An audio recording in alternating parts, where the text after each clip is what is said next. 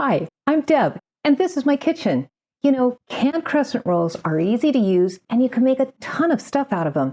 Today, we're going to make actual crescent rolls, but we're going to fill them with a flavored cream cheese and then top them with a fresh orange glaze. Yum, right? But before we get started, I want to thank you for watching, sharing, and subscribing to our channel. It helps more than you know, and I really do love making videos for you. So, are you ready? Because the kitchen is now open. Come on in. Let's cook up something good.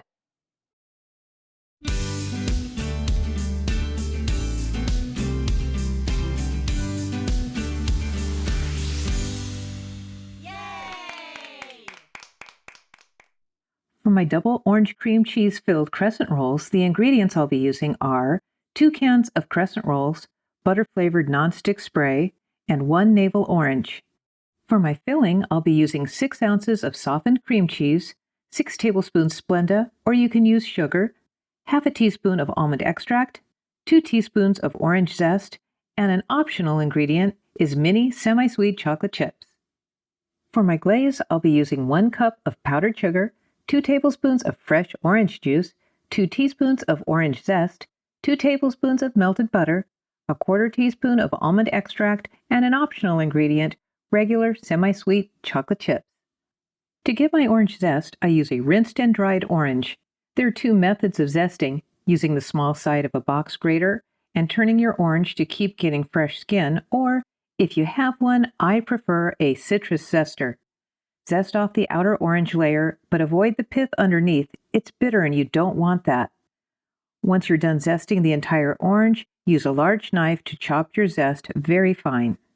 Next, I'm going to juice the entire orange. Preheat your oven to 350 degrees. Spray your baking pan with a light coating of butter flavor spray. To prepare the filling, combine the softened cream cheese, Splenda, almond extract, and orange zest with a mixer on low until well blended, and then whip on high for about 10 seconds. Set aside. Separate the crescent dough into triangles along the perforations. Add a heaping teaspoon of filling and spread to about 1/4 inch from all edges. I'm making half of my crescents chocolate and half without, so for chocolate, I'll add a few mini chocolate chips. Another option is to add a few finely diced dried cranberries. Next, roll the crescents starting from the wide end to the point. I'm adding toothpicks to my chocolate one so I can tell which is which. Next, I place on a prepared baking pan with the point side down and bake at 350 degrees for approximately 18 minutes or until lightly browned. While the crescents are baking, make your glaze. Combine powdered sugar, orange juice, orange zest, and butter with a whisk until smooth, then set aside. At 18 minutes of bake time, these are a perfect golden brown. Apply your orange glaze to your crescents while they're still very warm. If you're using the additional chocolate glaze, allow the crescents to cool for 5 to 10 minutes after adding the orange. I created my chocolate glaze by melting chocolate chips in a quart-sized freezer bag for about 1 minute. Be sure not to zip the bag before putting it in the microwave. Once the chocolate chips are melted, zip the bag shut and snip off a small corner to make an instant piping bag. Pipe chocolate squiggles across the top of your crescents.